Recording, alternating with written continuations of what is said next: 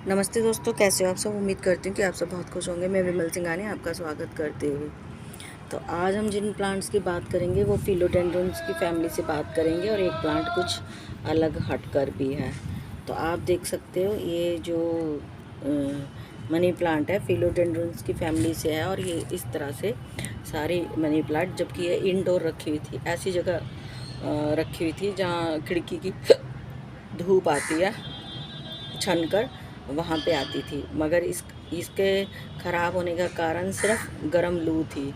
गर्म हवा की वजह से इस प्लांट का ये हाल हो गया। और वहाँ से मुझे टाइम नहीं मिल रहा था और हर रोज़ सोचती थी कि इसको उठा के ला के टेरेस पे लाऊं और इसकी पत्तियाँ काटूं और इसके अंदर जो हेल्दी ब्रांचेस रह गई है उसकी मैं कटिंग ले लूं और नया प्लांट भी तैयार कर दूं।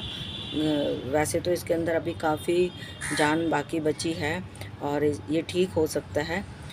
तो उससे पहले मैं बताना चाहूँगी कि इनको कैसा मौसम चाहिए होता है। जैसे 35 तक जो तापमान होता है वो इनको बहुत अच्छे से ये उनमें चलते हैं। 35 तापमान के अंदर बहुत अच्छे से चलते हैं।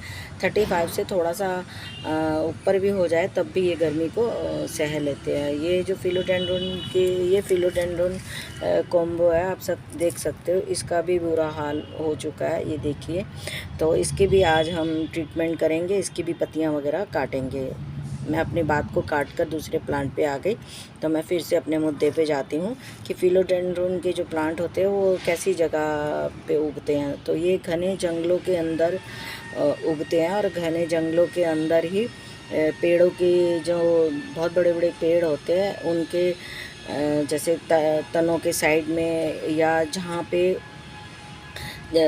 छाया छन छन के आती हो, नहीं धूप छन छन के आती हो और ठंडी धूप हो, वातावरण बहुत ठंडा हो, तो वहाँ पे ऐसी जगह ठंडी हवाएं चलती हो, तो ऐसे वातावरण में फिलोडेंड्रोन के प्लांट चलना ज़्यादा पसंद करते हैं। जैसे कि हम लोग दिल्ली में हैं तो दिल्ली का तापमान इतना ज़्यादा अभी इन दिनों बढ़ा है कि जिसकी कोई हद नहीं है।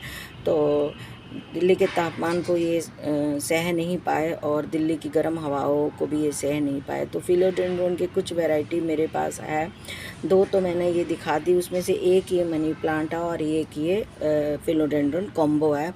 तो दो हो गए और 2-3 प्लांट और है, वो भी मैं आपको दिखा दूँगी। तो इनको खूब जैसे घना जंगल होता है और उसमें ठंडी हवाएं चलती है और ठंडी ठंडी धूप सुबह की इनको पसंद है। तो घने जंगलों में बहुत तेज़ धूप तो होती नहीं है और इकट्ठे जब पेड़ रहते हैं तो एक दूसरे का जब ये मॉइस्चराइज़र अपने आप सोखते रहते हैं, ग्रहण करते रहते हैं, तो इनको वो वातावरण बहुत पसंद है। जैसे हम तो दिल्ली में या हम टेरेस पे गार्डनिंग करते हैं तो एक गमले के अंदर एक छोटे से प्लांट को जब हम उगाते हैं तो एक अकेला प्लांट या कुछ झुंड में रख भी दें तब भी इनको ना तो ज़्यादा गर्मी बर्दाश्त है और ना ही लू गर्म हवाएं इनको बर्दाश्त है, तो ये प्लांट ख़राब हो जाते हैं। और हाँ, अगर हमारे पास बहुत बड़े बड़े घर के अंदर, जैसे किसी किसी के पास गार्डन भी होता है और वो गार्डन के अंदर बड़े बड़े प्लांट उगाते हैं, तो उनके उनके बैक साइड में जहाँ हवा ठंडी हो इनके लिए और धूप ठंडी छन कर आती हो, तो वहाँ पे ये प्लांट फिर भी बहुत अच्छे से चल जाते हैं। और इस तरह से जैसे इनकी लीव या पत्तियाँ ख़राब हो गई है, वो इनकी ये हालत, ये कंडीशन कभी नहीं होगी। मगर अब हम लोग टेरेस पे गार्डनिंग कर रहे हैं, एक गमले में प्लांट को लगा के रखा है, कुछ प्लांट के साथ भी हमने इनको इकट्ठा रख दिया।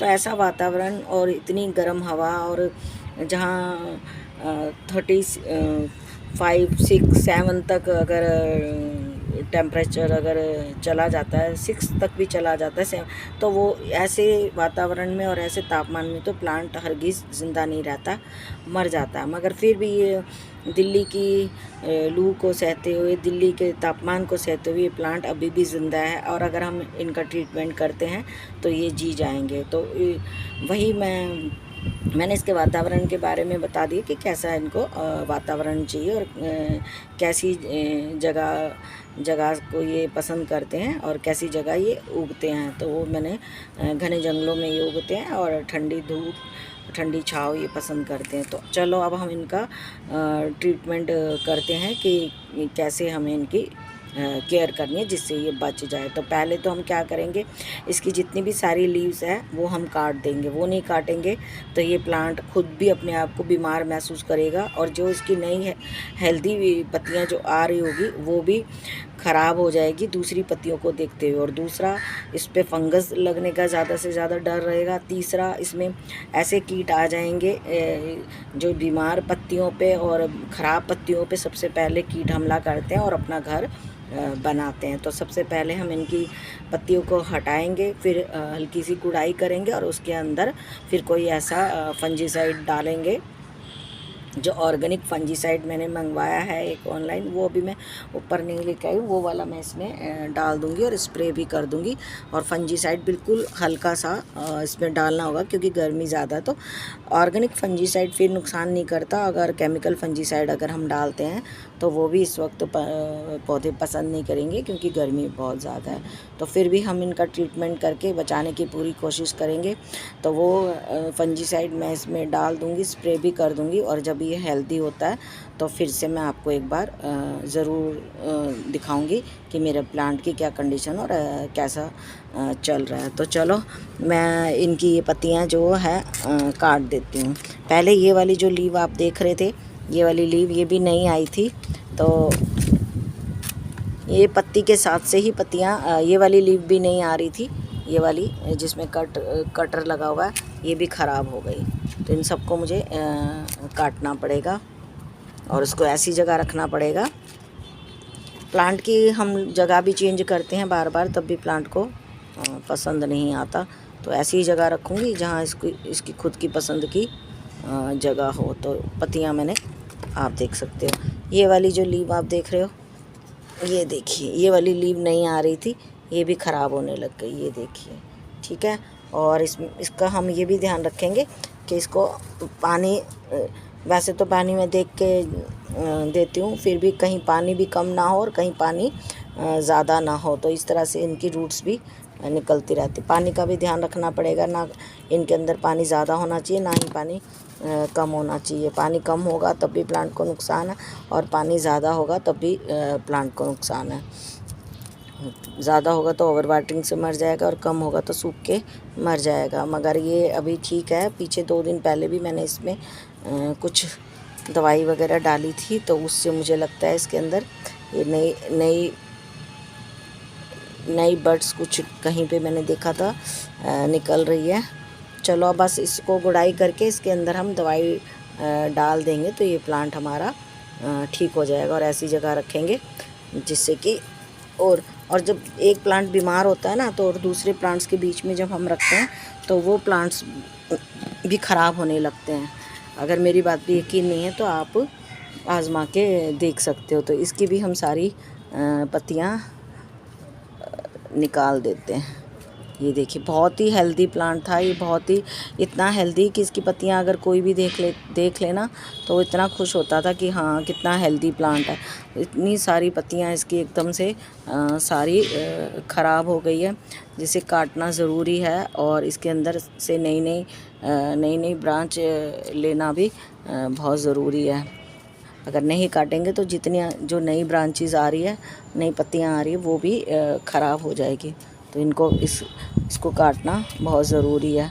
काफ़ी दिन से ये अंदर पड़ा था, इंडोर होने के बावजूद भी इसकी ये कंडीशन हो गई। सिर्फ गर्म लू की वजह से इसकी ये हालत हो गई है। तो अब सारे प्लांट के लिए हम वातावरण कैसे चेंज कर सकते हैं? नहीं कर सकते क्योंकि मौसम ही ऐसा हो रहा है। तो अब चलो, अब तो फिर भी थोड़ा सा मौसम में ठंडक है।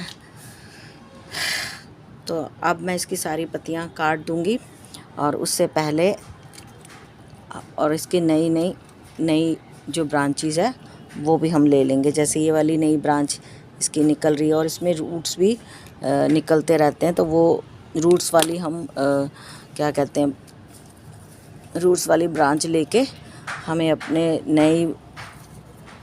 नया प्लांट भी तैयार करना पड़ेगा।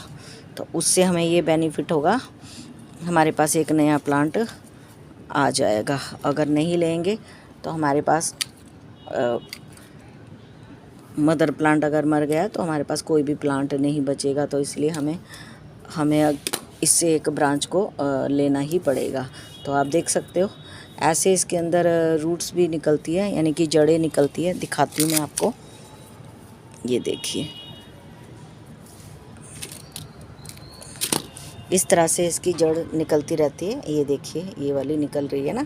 इसी जड़ से अगर हम प्लांट को फिर से मिट्टी में डालते हैं, गमले में, तो एक नया प्लांट तैयार हो जाएगा। तो ये सारी जगह से अच्छे से इसको घूमी हुई लपटी हुई है, तो इसको मुझे देख कर निकालना पड़ेगा।